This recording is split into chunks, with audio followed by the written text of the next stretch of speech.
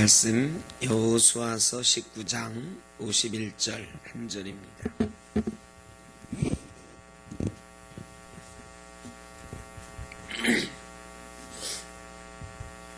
여호수아 19장 51절.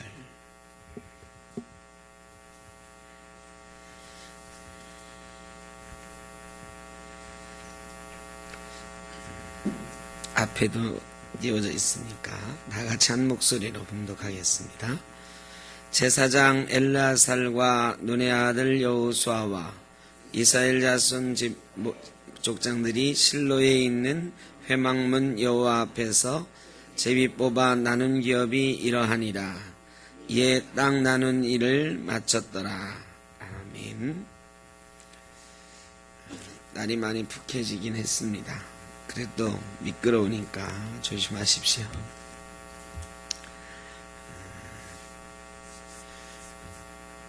어제 제주도 갔다 왔어요.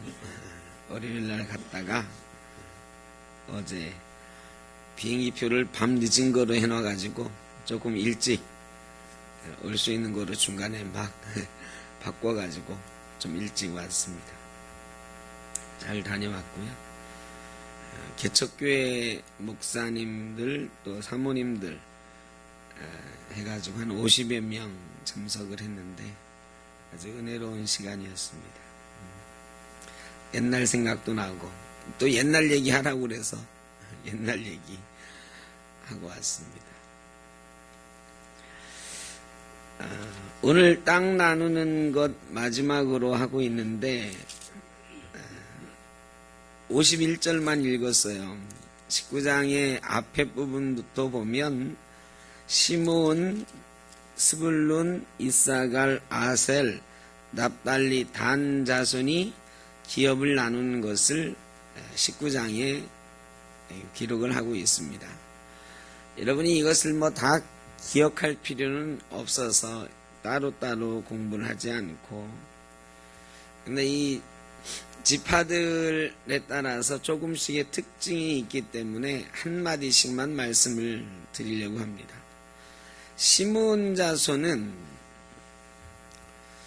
우리가 지난번에 레위 한번 했잖아요.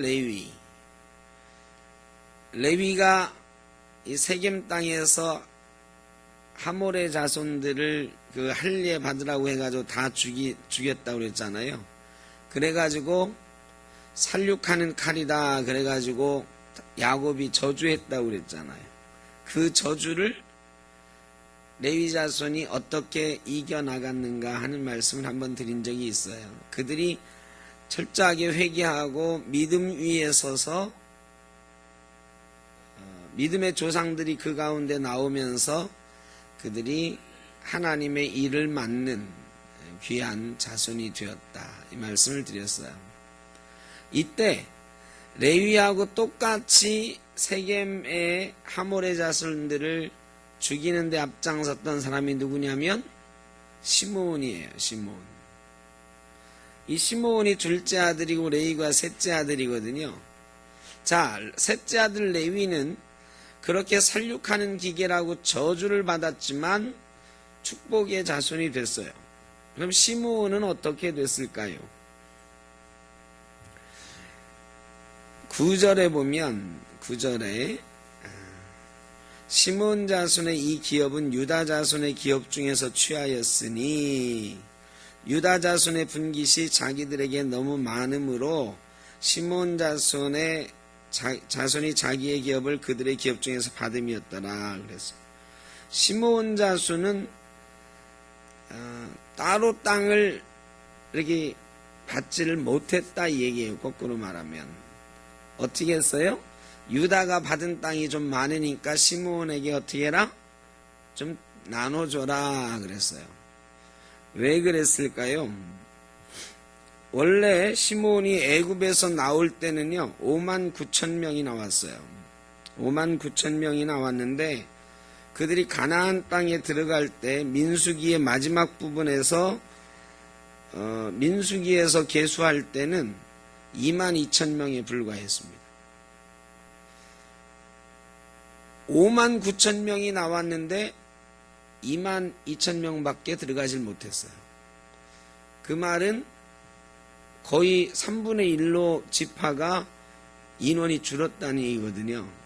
그러니까 가나안 땅에서 땅을 나눌 때 이 시몬 지파는 찬밥이었어. 여러분 2만 명밖에 안 되는 지파는 레위 지파하고 시몬 지파밖에 없어요. 그러니까 시몬과 레위 지파는 사실은 뭐 군사력을 가지고 있는 필요한 그런 지파가 아니었기 때문에 상관없는데 이 시몬 지파는 전투부대란 말이죠. 그런데도 사실은 2만 2천 명에 불과해서 아주 약한 그런 지파가 돼 있었어요. 그러니까 시몬 지파가 땅을 나눌 때에 따로 큰 땅을 받지 못한 것은 유다는 인원이 제일 많으니까 큰 땅을 받았는데 너무 많은 땅을 차지해가지고 야 시므온은 사람도 얼마 안 되는데 니들 땅을 좀 나눠줘라 이렇게 된 거죠. 그러니까 시므온은 결국은 유다 땅을 나눠봤는데 그쳤어. 왜 그렇게 됐을까요? 시므온은요 광야에서 야곱의 그 저주 아래 저주의 예언을 가지고 이 가나안 땅에 출발을 했단 말이죠. 그러면은 그들이 늘 회개하고 속죄하고 경각심을 가지고 이제 우리가 새 역사를 좀 만들어야 되겠다. 하나님 앞에 바로 서야 되겠다. 이런 게 좀 있었어야 되는데 시므온에 대해서 광야에서 기록하고 있는 건 모압 땅에서 발람의 계교로 이 모압 여인들과 음행할 때에 이 음행할 때 앞장섰던 부족이 어디냐면 어디라고요? 시므온 부족 얘기하고 있으니까 지금 시므온이 앞장섰어요. 그거를 보고 화가 나서 죽인 사람은 누구고? 레위 지파고.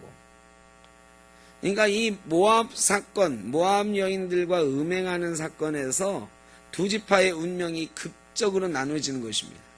시므온은 음행에 앞장섰다가 벌받은 지파가 되고 레위 지파는 누가 하나님 편에 설 것인가 할 때에 하나님 편에 서서 나서기도 했고 이 모압 여인과 음행하는 것을 보고 비누아스라고 하는 레위 지파의 후손이 창으로 찔러 죽이는 역할을 맡기도 하고 레위 지파는 하나님 편에 시므온은 회개하지 않고 음행하는 편 모압 편에 서버려서 이 운명이 갈라지는 거예요. 그리고 시므온이 결국은 유다의 땅을 나눠 가졌어요. 그런데 유다가 나중에 남북으로 나눠질 때 워낙 강성한 부족이었잖아요. 다윗 왕의 그 지파였고 그래 남쪽은 유다 지파를 중심으로 구성이 됐잖아요. 시므온 지파는 어떻게 됐을까요? 유다 지파에서 땅을 차지하고 있었는데 북쪽으로 가면 어떻게 되겠어요? 북쪽으로 가면 자기네 땅 다 포기하고 가야 되잖아요. 그래가지고 결국 유다 땅에 남습니다. 그런데 남쪽 유다의 베냐민 지파도 남았다고 기록이 되어 있는데 시므온 지파는 남았다는 기록 자체가 없어요. 어떻게 된 거냐? 시므온 지파는 그냥 유다 지파에 흡수돼 버립니다. 없어진 지파가 되고 성경에서 역대상에 보면 마온이라고 하는 지역에 시므온 사람들이 조금 남아서 살고 있었다라는 기록이 잠깐 나와요. 그러니까 한 지역에 겨우 한 부족을 이루어서 겨우 명맥만 유지하는 그런 지파가 돼버리고 만 거예요. 2만 2천 명이 그래도 브엘세바랑 이 베델이랑 몇 개의 땅들을 차지했는데 나눠 받았는데도 결국은 그 땅도 다 잃어버리고 자기들의 핏줄도 다 잃어버리고 겨우 명맥만 유지해서 땅 하나 차지하고 살아남았다. 우리나라도 보면 그런 거 있잖아요. 어떤 성씨가 별로 흔하지 않은 성씨인데 어디에 가면 많은. 요번에 제주도 가는데 가이드하는 여자분이 고씨더라고. 고씨. 그래가지고 이 고씨 얘기를 여러 번 했어요. 근데 우리나라에 고씨가 그렇게 많지 않죠. 근데 어디 가면 많아요? 제주도 가면 많아. 원래 제주도 그 고향부 해가지고 이 세성이 많은 데거든요. 부시도 별로 없는데 제주도 가면 좀 있고. 그래서 이렇게 조금 남아있는 데가 있잖아요. 마온이라고 하는 곳에 시몬 지파에 이런 흔적이 조금 남아있는 정도. 그래 나중에는 거의 없어진 지파가 되어버리고 맙니다. 회개하고 하나님 편에 돌아섰는가 안 했는가가 레위 지파와 시몬 지파의 똑같은 출발선상이었지만 완전하게 극명하게 그 위치를 바꿔버린 거예요. 다행하게도 나중에 이 시몬 지파가 회복될 것을 에스겔서에 예언을 해주십니다. 그리고 요한계시록에도 12지파 가운데 시몬이 들어가지요. 회개하고 돌아서느냐, 이 문제가 한 민족의 역사를 바꿀 수 있다는 것을 레위와 시몬을 통해서 보여줍니다. 한 가문의 역사가 틀림없이 어려움 당할 때가 있고요. 하나님 앞에 잘못할 때도 있습니다. 그러나 그 가운데서 철저하게 회개하고 하나님 편에 서는 사람이 나오면 그 지파는, 그 가문은 다시 하나님께서 회복시키시고 레위 지파처럼 사용하십니다. 그런데 회개하지 않고 돌아오지 못하면 시몬처럼 된다. 교훈을 주는 말씀이죠. 그 다음에 납달리 지파가 나오는데, 납달리 지파는 신약 성경에 많이 등장하는 땅이 있어요. 가버나움 있죠, 가버나움. 가버나움이 이 납달리 지파의 땅입니다. 그래서 이 납달리 지파는 아주 강성한 지파였어요. 다윗 왕을 도와서 다윗 왕국을 세우는데 큰 공을 세운 지파였고요. 이 지금 나오는 6개 지파들이, 시몬을 제외한 나머지 5개 지파들이 갈릴리 지방을 주로 차지해요. 이스라엘 북쪽, 여기는 아주 비옥한 땅들입니다. 이 비옥한 땅들을 차지하는데, 이 비옥한 땅들을 다 잘 유지하고 끝까지 살아남은 지파는 그렇게 많지 않아요. 어쨌든 스불론은 신약성경의 가버나움 지역이다라는 걸 기억하면 되실 것 같고요. 그 다음에 이사갈 지파예요. 이사갈 지파도 납달리 바로 옆에 땅을 차지했어요. 갈릴리 지역 땅을 차지했습니다. 그 이사갈 지파도 사울 왕국 시대에 다윗 편에 섰던 몇 안 되는 지파 중에 하나입니다. 그래서 사울하고 다윗하고 싸울 때 이사갈이, 이 도망다니는 다윗을 후원하고 이사갈 지파 사람들이 다윗을 도와주는 그런 역할, 정치적인 통찰력을 가지고 있다, 이렇게 평가가 됐습니다. 그 다음에 아셀 지파 신약 성경에 우리가 익숙하게 아셀 지파 바누엘의 딸 안나라 하는 여선지자, 이 아셀 지파. 아셀 지파도 이 갈릴리 지역에 위치한 그런, 갈릴리 지역 중에서 지중해 쪽에 가까운 블레셋 지방의 북쪽 지방을 차지한 그런 지파였어요. 그런데 나중에 다윗 시대에 쭉 지도자들 이름이 나오거든요. 지도자들 이름이 그 역대상에 보면 다윗 시대를 정리하면서 다윗 시대 활약했던 지도자들 이름이 나오는데 아셀 지파 사람은 하나도 안 나와요. 그걸 보면 뛰어난 지도자는 아셀 지파에서 나온 적이 없는 것 같아요. 지도자가 없어가지고 사실은 그 위치가 상당히 추락했던 것으로 보여집니다. 그냥 한마디씩만 언급을 하고 넘어가는 겁니다.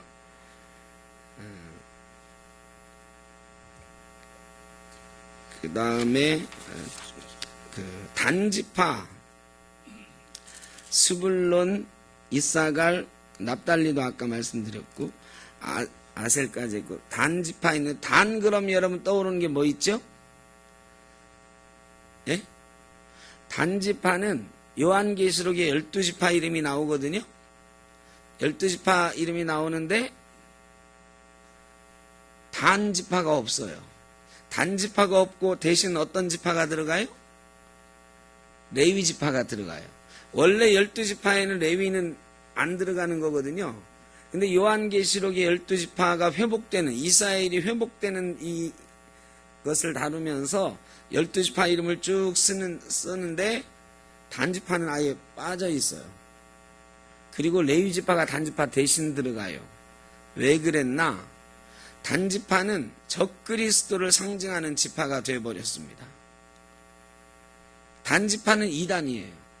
이스라엘 역사 속에서도 실제로 단지파가 이단의 역할을 했어요. 나중에 사사기에서 우리가 좀 더 자세히 단지파 얘기는 할 기회가 있습니다. 근데 그 여로보암이 북왕국 이스라엘을 두 쪽으로 쪼개가지고 북쪽 왕이 됐단 말이죠. 북쪽 왕이 돼가지고 남쪽으로 자꾸 예루살렘이 남쪽 유다에 있으니까 사람들이 자꾸 예루살렘으로 예배하러 가잖아요. 예배하러 가면은 자 북쪽 사람들이 자꾸 남쪽으로 내려오면 어떻게 될까요, 여러분? 요새 남북 문제가 아주 얘기가 많이 되는데 이 휴전선을 딱 터놓고 북쪽 사람들 보고 자유롭게 남쪽으로 왔다 갔다 해라 그러면 어떻게 될까요? 저 북한 이 휴전선만 없이 자유롭게 왕래만 되면 장담컨대 1년도 안 돼서 망합니다. 망하죠. 그래서 철저하게 통제하는 거 아니에요? 그러니까 이 여로보암도 자꾸 남쪽으로 백성들이 가면 어떻게 돼요? 가가지고 야 여기 성전이 여기 있는 거지. 이쪽이 다윗 왕국 우리 조상 위대한 왕 다윗의 땅이지. 여기가 진짠데 이런 생각 자꾸 할 거 아니에요. 근데 1년에 한 번은 반드시 예배하러 와야 돼. 이스라엘 백성은 남자는 반드시 한 번 예루살렘 성전에서 예배해야 돼요. 대속죄일에는 나팔절에 모여가지고 예배를 해야 된단 말이죠. 그런데 그걸 못하게 해야 되겠거든. 못하게 하려니까 뭘 만들어야 돼요? 예배하는 데를 만들어야 되거든. 근데 예배하는 곳은 예루살렘 하나라고 그랬거든요. 이 성전에서만 예배하라고 그랬거든요. 그런데 여로보암이 금송아지 2마리를 만들어 가지고 하나는 맨 남쪽 베델에 두고 하나는 어디다 뒀냐면 맨 꼭대기에 있는 단에다 두었어요. 단. 그 우상이 있던 땅 단. 이게 원래는 단지파 땅이 아닌데요. 단지파가 자기 땅을 잃어버리고 도망가 가지고 겨우 차지한 땅이 거기였거든요. 그 사건은 사사기에 자세히 기록이 되어 있어요. 그러니까 이 단지파는 그래서 구약시대에 우상 숭배하는 곳, 실제로 단지파도 사사기에 보면 우상 숭배하는 일을 아주 적극적으로 했던 그런 지파예요. 그래서 결국은 단지파 그러면 적그리스도, 이단, 이게 상징이 돼버린 거예요. 여러분 이게 얼마나 비극적인 이름입니까? 누구 그러면 그 사람 신천지 빠졌어 이렇게 생각되는 이름이 가끔 있잖아요. 야 그 사람한테 전화 오면 어떻게? 받지마 그러잖아. 대단히 죄송하지만 우리 구로동교회도 그런 분들이 있었단 말이죠.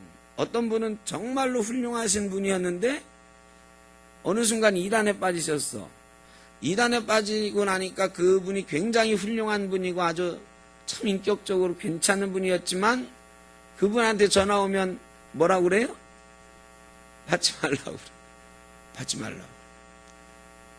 왜 그분이 전화하는 이유는 대부분 같이 성경 공부하자고 전화하는 거거든. 그러니까 이게 참 비극적인 거거든요. 그런 이름을 갖는다. 누구하고는 절대 놀지 마. 누구하고 사귀면 큰일 나. 누구하고는 전화통화도 하지 마. 이런 이름이 되는 거란 말이죠. 구약 성경에 단이라고 하는 이름이 바로 그런 이름이 되어버렸어요. 우상 숭배 이름. 여러분 우리 조상 중에도 누구 그러면 떠올리기 싫은 이름이 있을 수 있어요. 여기 원씨 없으시죠? 원씨. 우리 이순신 장군이 워낙 훌륭하시니까 반대로 누가? 원균. 이 원균도 어떻게 보면 그 당시에는 꽤 훌륭한 장수고 그랬으니까 거기까지 갔을 건데 그런데 하여간 임진왜란 때 조금 실수한 거, 사실은 이순신 장군을 미화하기 위해서 그때는 원균이 모함했다기보다는 워낙 당쟁이 심해가지고 이순신 장군의 반대편, 유성룡의 반대편에 있는 사람들이 이순신 장군의 공을 시기해가지고 그 당파가 정권을 막 차지할까봐 깎아내리는데 혈안이 돼 있었고, 원균은 그 파에 속했던 사람이거든요. 그러다 보니까 이순신을 깎아내리고 역적으로 몰고 그 자리를, 그럼 우리 편 중에서 누구를 세울까 해서 세운 게 원균이거든. 근데 이제 역사는 자꾸 덧입혀져가지고 원균이 뭔가 모략을 해가지고 한 것처럼 그렇게 돼버렸어요. 근데 실제는 그렇진 않거든요. 그런데 어쨌든 우리가 원균 그러면 나쁜 놈 이렇게 기억이 돼버렸잖아요. 실제로는 개인적으로는 꼭 그렇지는 않은 사람이다. 이순신 장군 대신해서 삼도수군 통제사를 맡았다가 그 다음은 전쟁에서 형편없이 졌는데, 그거는요 원균 아니라 다른 사람이 했어도 졌을 거야. 이순신이 아니면 사실은 군사력으로는 이기기 어려운 싸움이었으니까. 그래서 원균이 욕을 먹는 거다. 제가 좀 변명을 해주는 거예요. 근데 어쨌든 원씨들은 원균 그러면은 원균이 우리 몇 대 조상이야 이 얘기 합니까 안 합니까? 잘 못하거든. 이게 잘 못해요. 원균은 좀 먼 얘기니까 그렇다 치더라도 이 일제강점기로 내려오면 나라 팔아먹은 정말 역적들이 많거든요. 누구요? 예? 이완용. 근데 그 자손들은 부끄러운 것도 모르고 그 할아버지 땅 찾겠다고 막 나라를 대상으로 소송도 하고 그러는데, 하여간 이완용, 여러분 손자들이 사람들 앞에 가서 우리 할아버지가 이완용이 하는 말을 하고 살았을까요? 못하고 살았을까? 못하고 살죠. 못하고 산단 말이죠. 여러분 그런 이름이 단이에요. 단. 이스라엘에서 우리 할아버지가 단이야 이 얘기를 못하는 거야. 우리가 단의 조상이야, 이거 단의 자손들이야, 이걸 못해. 여러분은 나중에 어떤 이름을 남기시겠습니까? 이 여러 지파들 땅 나누기 하는 것을 보면서 우리도 누군가의 조상이 될 거예요. 우리 후손들이 하나님 앞에서 땅을 나누어 차지하게 될 것입니다. 그때에 우리는 어떤 땅, 어떤 신앙, 어떤 유산을 물려주게 될 것인가. 여러분 이 땅 나누는 이런 게 계속 기록이 된 이유가 있어요. 이렇게 다 공평하게 제비 뽑아서 나누었지만 나중에는 어떤 지파들은 완전히 사멸한 지파가 되고 그 땅을 오히려 저주의 땅이 되게 하고 우상의 땅이 되게 한 그런 지파들이 있어요. 역사는 그런 걸 기록하고 알려주는 거죠. 우리도 지금 똑같이 하나님 앞에 땅을 나누어 받은, 약속을 받은 사람들이에요. 우리의 후손들이 땅을 차지하게 될 것입니다. 그런데 그 후손들이 대대손손 건강하고 행복하게 믿음의 유산을 이어가는 사람이 있을 수 있고, 반면에 여러분 돌아가시면 언제 우리가 예수 믿었느냐 할 만한 자손도 있을지 모른다. 여기 심각하게 받아들여야 됩니다. 땅을 차지했다고 그래가지고 그 땅이 대대손손 그 사람에게 축복의 땅이 되지는 않는다라는 것을 꼭 기억해야 돼요.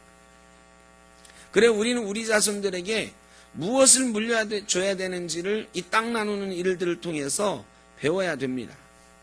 단순히 땅을 제비 뽑아서 나누어 주는 이거는 의미가 없어요. 나중에 그 지파들의 역사를 보면 그 땅을 지키지 못하고 유산을 지키지 못하고 어떤 사람은 축복의 자손이 되고 어떤 사람은 저주의 자손이 되기도 합니다.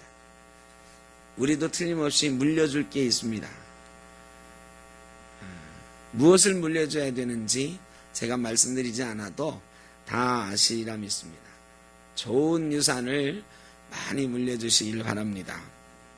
그 다음에 여호수아에 대한 얘기가 나와요. 마지막으로 49절에 이스라엘 자손이 그들의 경계를 따라서 기업의 땅 나누기를 마치고 자기들 중에서 눈의 아들 여호수아에게 기업을 주었으니 곧 여호와의 명령대로 여호수아가 요구한 성읍 에브라임 산지 딥나세라를 주매 여호수아가 그 성읍을 건설하고 거기 거주하였더라.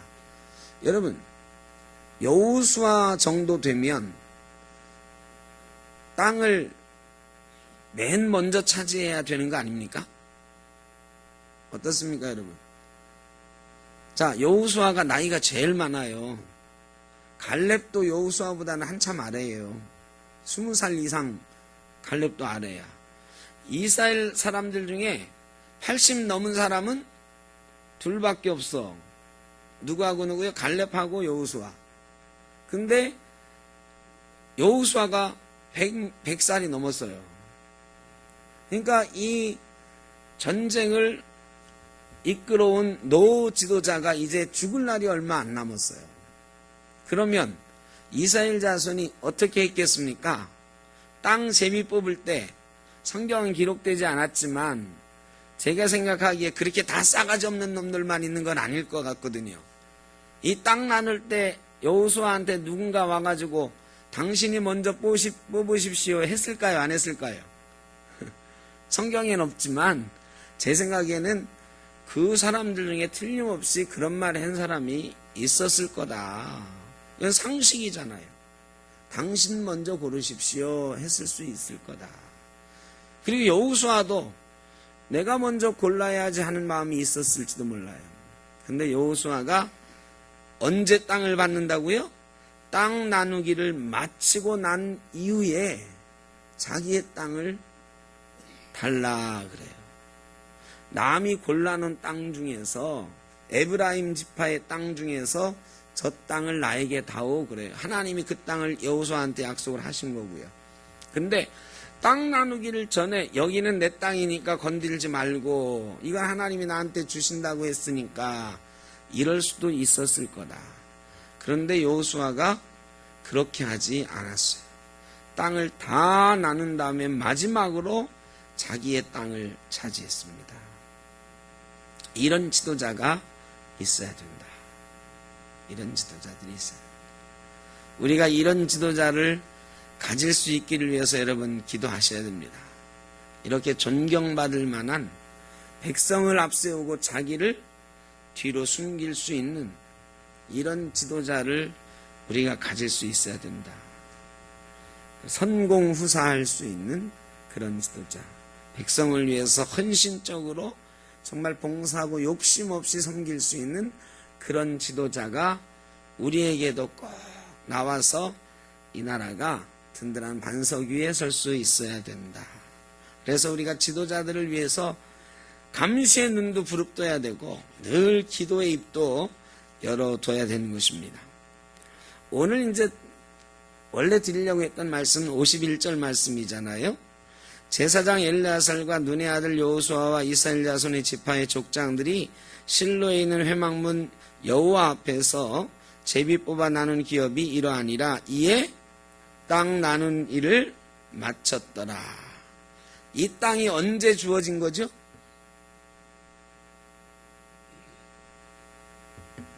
이 땅이 언제 주어진 거예요? 이스라엘 백성들에게? 성경에서 이 가나안 땅을 너에게 주겠다.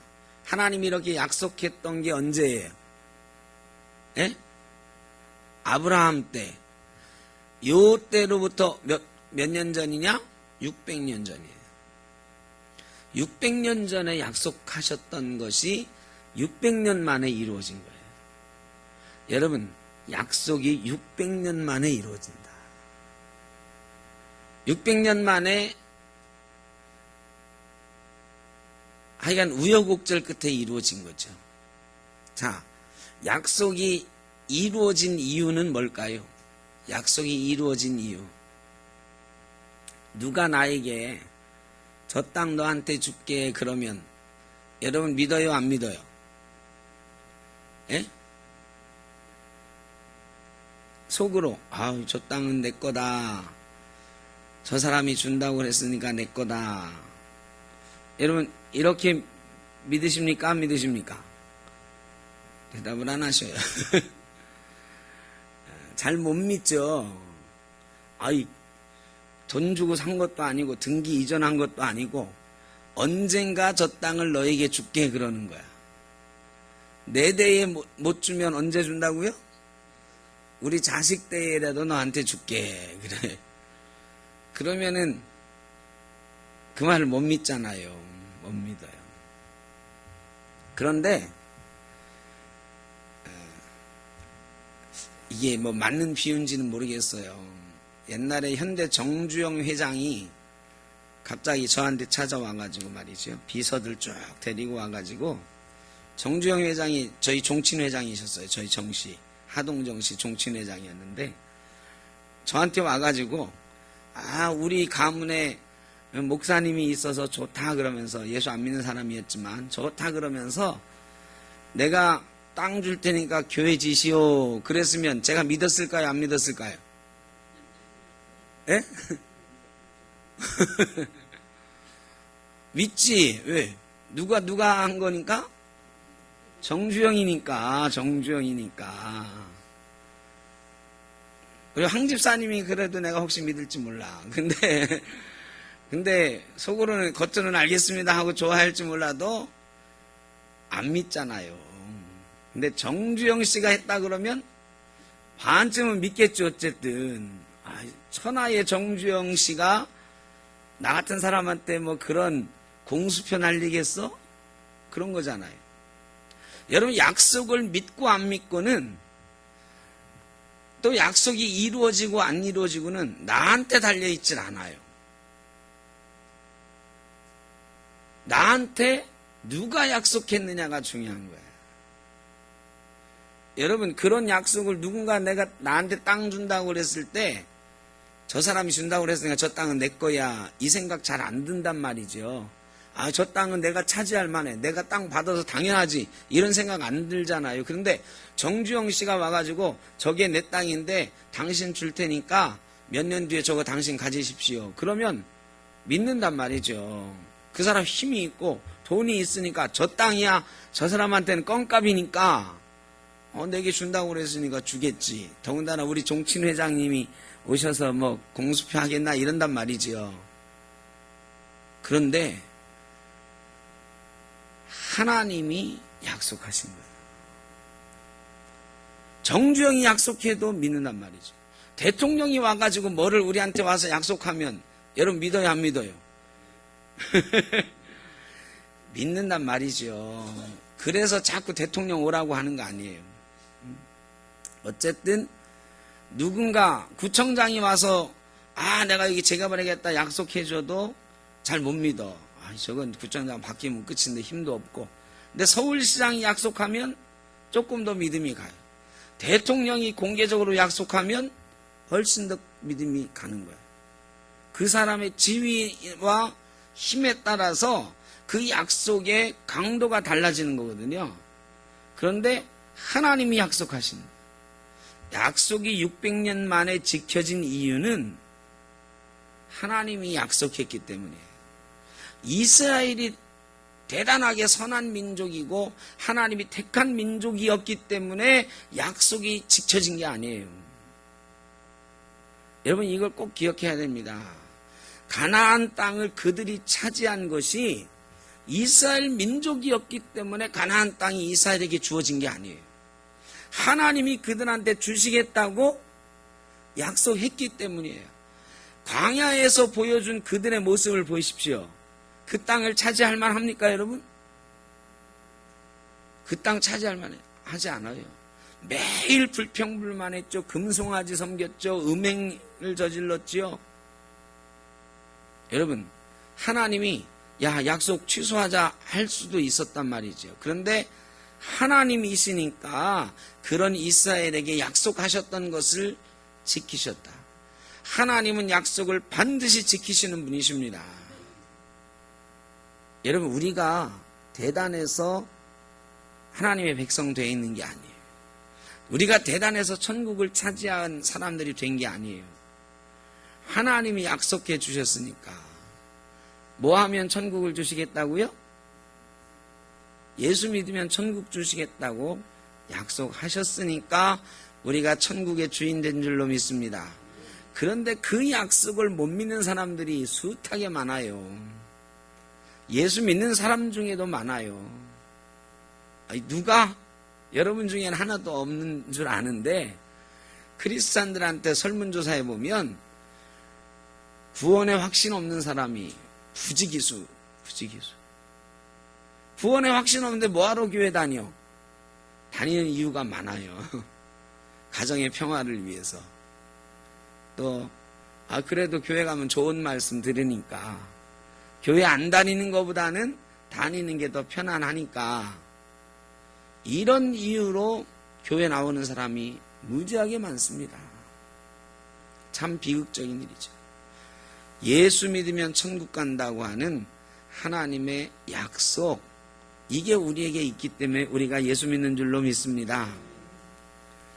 이 약속은요, 환경에 따라 바뀌지 않아요. 애굽의 환경이 얼마나 이스라엘 사람들을 430년 동안 가나안 땅으로 돌아가지 못하도록 만들었겠습니까? 그래서 430년을 애굽에서 살았다. 미국에서 430년 살다가 한국 땅에 돌아가라 그러면 돌아갈 사람 100만 명이라고 그러면 10,000명도 안 될 겁니다. 여러분은 어때요? 여러분은 미국에서 한 30년 사시다가 한국 가서 살아라 그러면 살 것 같습니까? 거의 안 옵니다. 미국에 살던 사람들, 아예 미국에서 몇십 년 살던 사람한테 다 버리고 고향 땅 가라 그러면 잘 안 가요. 그런데 이스라엘 백성이 430년 애굽에서 사는 동안 하나님을 잃어버릴 만한 얼마나 많은 환경이 있었겠습니까? 광야에 40년이 있었어요. 가나안 땅 대전쟁이 또 있었어요. 여러분, 이런 환경이 이 약속을 계속 가로막고 있었던 거예요. 그럼에도 불구하고 하나님은 그 약속하신 것을 모든 환경을 뚫고 이기시고 성취하는 분이신 줄로 믿습니다. 여러분에게 하나님이 약속해 주신 것이 있으면 여러분 그 약속만 붙들고 있으면 됩니다. 여러분이 이루는 것이 아니라 누가 이루시니까? 하나님이 이루시니까요. 오늘 제목이 약속의 성취예요. 성취는 하나님이 하시는 겁니다.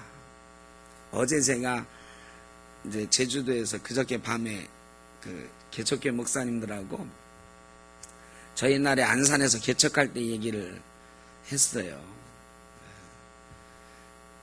왜 실패했는지를 얘기하라고 그래서 아주 적나라하게 제가 개척한 얘기를 5년 동안 있었던 얘기를 해드렸어요. 근데 저도 그렇게 자세하게 내가 개척했던 얘기, 개척해서 5년 동안 있었던 얘기를 한 적이 별로 없는데 뭐 그거 하라고 불렀으니까 자세하게 얘기를 했어요. 정말 힘든 일이 많았어요. 제가 우리 목사들 세계에는 뭐 성골, 진골 뭐 이런 거 농담 반 진반으로 따지는 사람들이 있거든요. 저는 뭘까요? 예? 저 신대원 다닐 때 신대원 학생들끼리 쟤는 성골이야, 쟤는 진골이야, 나는 평민이야 뭐 이런 거 막 농반 진반으로 해요. 저는 성골이에요. 성골. 성골이 뭐냐? 아버지가 목사인 사람, 그것도 아버지가 꽤 잘 나가는 목사인 사람, 이게 성골이라고요. 성골.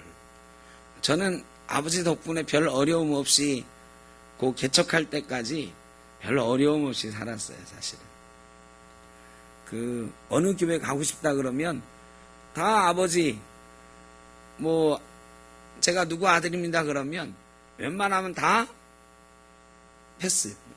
제가 여기 영등포 노회, 지금 우리 교회가 있는 영등포 노회에서 면접을 보고 영등포 노회에서 추천해가지고 신대원 시험을 봤거든요. 근데 그때 면접하는데 지금 목민교회 김동현 목사님이 그 면접관들 여러 명 있는 중에 있었어요. 제가 20몇 살 때니까 바짝 쫄아가지고 갔는데 김동현 목사님이 이렇게 이력서를 보시더니 네가 정병모 목사 아들이냐 그러시더라고.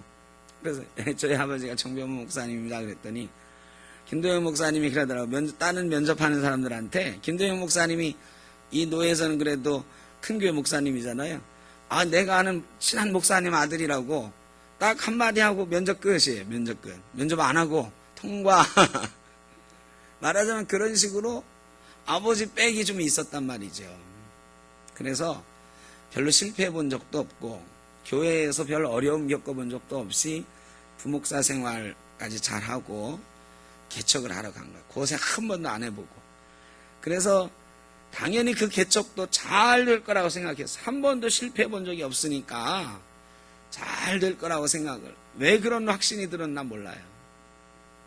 그리고 꽤 큰 상가를 얻어서 인테리어 잘 해가지고 또 거룩한 빛 광성교회에서도 후원하고 또 저희 아버지도 후원하시고 아버지 친구분들이 후원하는데요. 어느 정도 후원하셨느냐? 저기 잠실에 수동교회라고 있거든요. 아주 큰 교회예요. 근데 수동교회 목사님이 저희 아버지하고 이름이 비슷해. 정완모야. 형제처럼 지내요. 이름도 비슷하지만 그 아들 주례를 저희 아버지가 하셨어요. 형님 동생하고. 정완모 목사한테 가보라 그러더라고요. 아버지가. 그래서 정완모 목사님한테 갔어요. 갔는데 봉투를 하나 주셔요. 그러면서 그러시더라. 이거는 그냥 용돈 주는 거다 그러셔요. 나중에 개척할 때 필요한 거 있으면 또 얘기해라 그러시더라고. 그래서 와보니까 용돈이라고 준 게 100만 원 주셨어요. 그러면 개척할 때는 도대체 뭘 해달라고 해야 되냐? 저희 아버지가 그러시더라. 집 하나 해달라고 그래라. 근데 나중에 생각하니까 정말 우리 집 전세 하나 얻어주십시오 하고 그랬어요. 그래서 저는 차마 그걸 못하고 그냥 차가 필요하니까 차나 하나 해주십시오 그랬거든. 그런데요, 그 다음날 그 교회에서 현찰로 2천만 원 보내왔어요. 나랑 아무 상관도 없는 교회인데. 그러니까 아버지 친구들이나 이런 분들이 막 그렇게 후원을 해주셔서 별로 어려움 없이 개척을 했어요. 그러니까 남이 부러워할 만한 개척을 했죠. 사람은 없지만. 그런데요, 처음에는 잘 되는 것 같았는데요, 이게 막 안 되기 시작했어요. 제가 그 지역에 대해서 조사도 안 해봤고 계획도 없이 막 시작을 했거든. 무턱대고 하면 다 잘 될 것 같았어요. 근데 한 50명 모였다가 2년째 되는데 거기가 막 악취도 나고 그래가지고 신도시인데 사람들이 막 이사 가는 거예요. 우리 교회 교인 중에 50명 중에 개척하고 나서 2003년에 개척했는데 2005년도에 2년 전세 기간 2년 되잖아요. 계약 새로 하는 해가 되니까 50명 중에 딱 절반이 한 달 사이 없어졌어. 다 떠나는 거다. 제가 정말 엄청난 충격이었잖아요.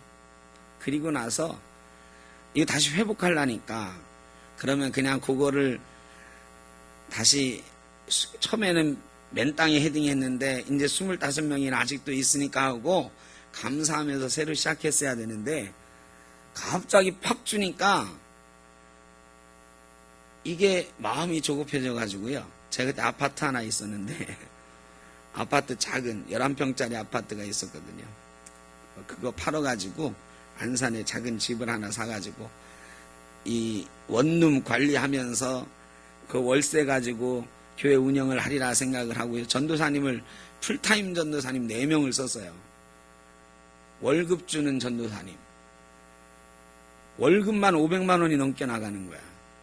그리고 월세까지 하면 700만 원 이상이 매달 나가야 돼. 근데 교인들은 헌금하는 교인 2명 있었어요. 다 초짜들이고. 그러니까 다 제가 감당해야 되는 거야. 그래 월세 받아가지고 그거 하리라 생각했는데 월세 관리하는 게 그렇게 어려운지 제가 몰랐다니까요. 이 생판 안 해본 이 집 관리를 해야 되는데 맨날 까먹는 거야. 뭐 해달라고 그래서 까먹고, 뭐 고장났다고 까먹고, 나가는데 안 들어오는데 다시 뭐 도배장판 해놓는다고 까먹고, 나중에요, 한 3년, 그 뒤로 3년 지났는데, 제가 그 집 다 안 알리고, 저한테 빚만 1억 2천만 원 남고 있었어요. 그때까지 하여간 내 힘으로 그 월급 막 준다고 하면서, 그게 말이 한 달에 700만 원이지 1년이면 8천만 원 이상 들어가는 거 아니에요. 거기다가 교회 다른 운영도 해야지. 뭐 그러니까 막 적자가 나기 시작하고 돈이 없으니까 저희 집 사람이 그때 130만 원 벌어서 살 때인데 50만 원 교회에다 헌금하고 80만 원 가지고 교회 우리 집 생활할 때니까 카드 같은 거 막 쓰기 시작하고요. 그래가지고 심지어는 내일 전사님들 월급 줘야 되는데 돈이 없잖아. 그럼 어떻게 해요? 가서 사채 갖다가 얻어쓰고 막 그랬어요. 뭐 정신 없었죠 막. 그러다가 결국은 다 까먹고 1억 2천만 원 빚만 있고 신용불량자 됐잖아요. 거기다가 성도들이요, 정말 애지중지했던 성도들이 떠나가는 거야. 떠나가. 왜 떠나가느냐? 몇 년 잘 키워놨더니 이제 애가 5살 6살 되니까요, 시설 좋은 데 가서 신앙생활 해야 되겠대. 이야, 얼마나 가슴이 아픈지 몰라요. 그 애 하나 데려오려고 그 주일 아침에 제가 저 먼 동네까지 가서 데려오고 데려다주고 막 그렇게 했거든. 몇 년을. 근데 몇 년 그렇게 해준 게 아무 소용이 없어요. 어느 하루아침에 엄마가 자기 집 옆에 큰 교회가 있는데 애들 도서관도 있고 교회 학교도 잘 돼 있고 가야 되겠대. 너무너무 섭섭한 거죠. 그래 어떻게 가요. 근데 결정타는 하나. 또 그런 집이 하나 있었어요. 애 먼저 전도하고 엄마 전도하고 예수 안 믿던 아빠도 전도해서 세례도 준 아빠가 29살인 젊은 가정이 있었어요. 하루는 그 엄마한테 전화가 왔어. 근데 목소리가 심상치 않아요. 병원에서 오라는데 병원에서 자기를 오란대요. 근데 아무래도 이상하대. 아빠가 회사에 있을 시간인데 저보고 대신 가달래요. 그래서 제가 병원을 갔잖아요. 병원을 갔는데 형사가 와 있어. 경찰이 와 있어요. 경찰이 저를 데리고 가는데 안치실로 데리고 가는 거야. 그러면서 시신을 확인해 달래요. 시신을 확인해 달라는데 그분이 금융공장에서 일하는 사람이었거든. 금융공장에 가면 이렇게 높은 공장에 위에 막 쇠로 기계들을 막 쇠덩어리들을 이렇게 매달아놨고 쇠사슬로. 근데 그 밑에서 일하는데요, 쇠사슬이 끊어져 가지고 요리 떨어진 거예요. 떨어졌는데 그 쇠덩어리, 큰 쇠덩어리가 떨어졌는데요, 저보고 그걸 확인하라고. 근데 정확하게 반쪽이 없어졌어. 제가 그거 확인했잖아요. 맞다고, 그 사람 맞다고. 제가 그 장례 치러주고 났는데 그 애기 엄마가 삼척 사람이야. 삼척 사람인데 안산에 살 이유가 없잖아. 이제 안산에 시화공단에 그 일하는 것 때문에, 거기 남편이 일하는 것 때문에 살았는데, 그래 애 데리고 삼척으로 가는 거예요. 그래서 교인이 또 한 가정 없어지는 거지. 그때 얼마나 화가 나는지 말이죠. 제가 하나님한테 말이죠. 이럴 수가 있냐고. 내가 신용불량 되는 것도 참아, 아파트 날리는 것도 참는데 이렇게 해서 사람을 데리고 가냐고. 제가 하여간 이런 일들이 여러 번 있었어요. 여러 번. 개척교회 목사들을 힘들게 하는, 그때마다 제가 여러분에게 불러드렸던 찬송이 있잖아요. 오신실 하신 주. 그 찬송을 그때 참 많이 불렀다고. 그걸 부르면서 이겨나가는 거죠.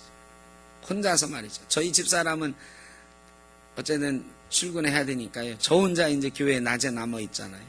그러면 혼자 예배당에서 되지도 않는 피아노지만 두드리면서, 아니면 피아노 없이 그냥 중얼중얼 노래를 하는 거야. 이게 이런 찬송하면서 견뎌내지 않으면 견딜 수 없는 시간들이 있었다. 그래서 제가 제주도 가서 그 얘기를 쭉 해줬어요. 그러고 나서 찬송을 불렀잖아요. 다 울어. 개척 교회 목사님, 특히 사모님들이 다 오셔. 왜? 그리고 끝나고 나서 저한테 다 얘기하세요. 우리가 꼭 그렇습니다. 우리가 꼭 그렇다.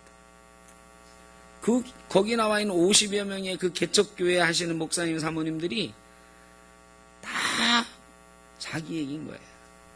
자기 얘기.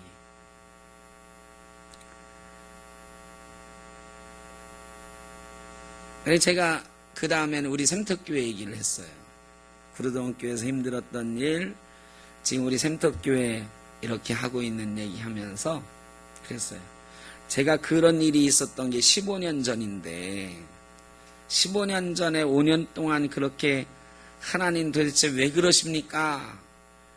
하나님 이럴 수가 있습니까? 하면서 개척했던 적이 있는데 지금도 똑같이 개척을 하고 있지만 지금은 그렇게 울면서 하는 게 아니고 행복하게 목회를 하고 있습니다. 여러분도 하나님께서 반드시 여러분이 수고하는 것, 애쓰는 것 언젠가는 몰라도 반드시 기억하시고 하나님이 여러분에게 주셨던 약속을 이루실 것입니다. 여러분 600년 만에 하나님이 약속하셨던 것을 지키셨어요. 하나님은 반드시 지키시는 분이십니다.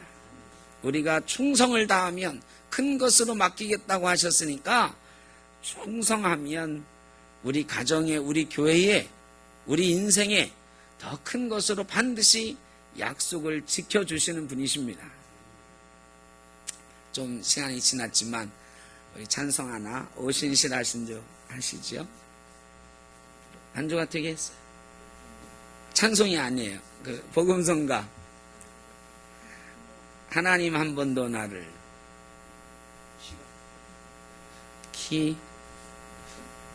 정확히 모르겠는데요. 혹시 악보가 있는 게 있어요, 전사님? 하나님 한 C 정도 되지 않을까 싶은데.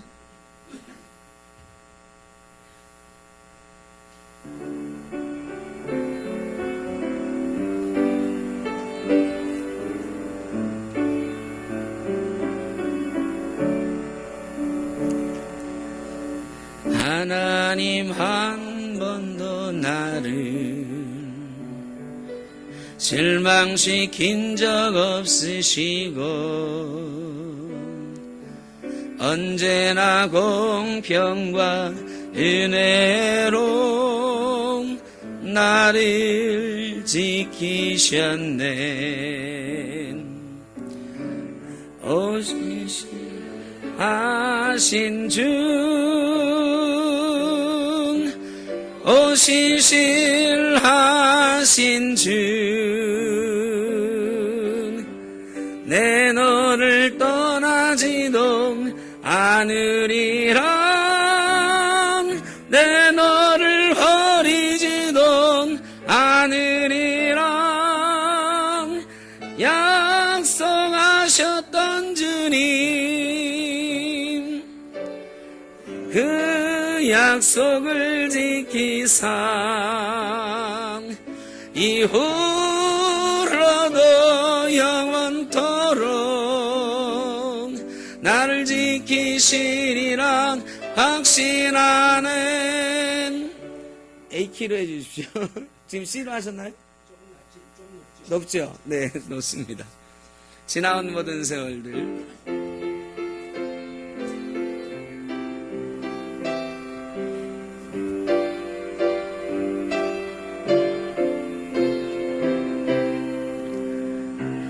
지나온 모든 세월들 돌아보아도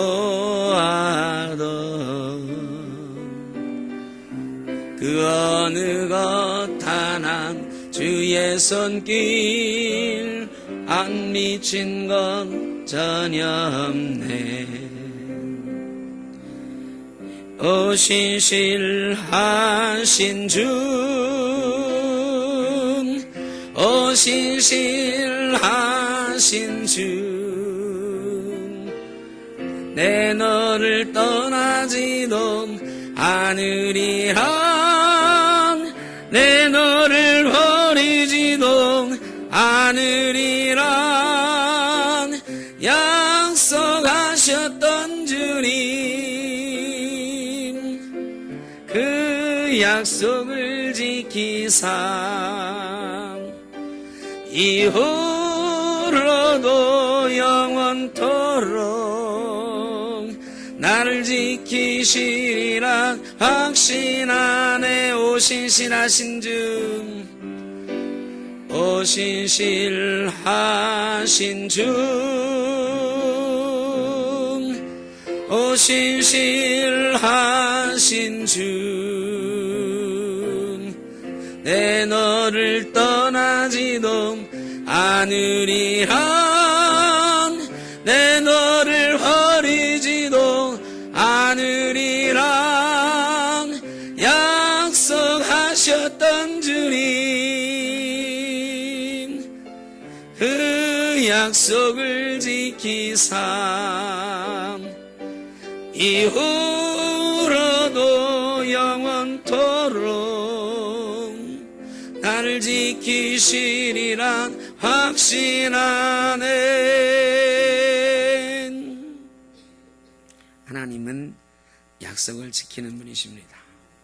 우리가 그 약속 안에 있으면 언젠가는 이 어려움 이기게 하시고 반드시 하나님의 약속을 이루실 줄로 믿습니다. 우리 교회와 여러분의 가정과 인생 가운데 하나님의 약속이 성취되는 놀라운 은혜를 경험하시기를 주의 이름으로 축원합니다. 기도하겠습니다. 하나님 감사합니다.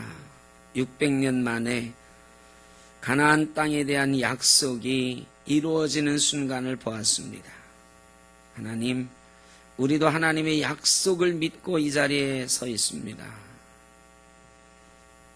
예수님 통해서 우리에게 주신 약속, 천국의 약속, 땅의 약속, 씨의 약속,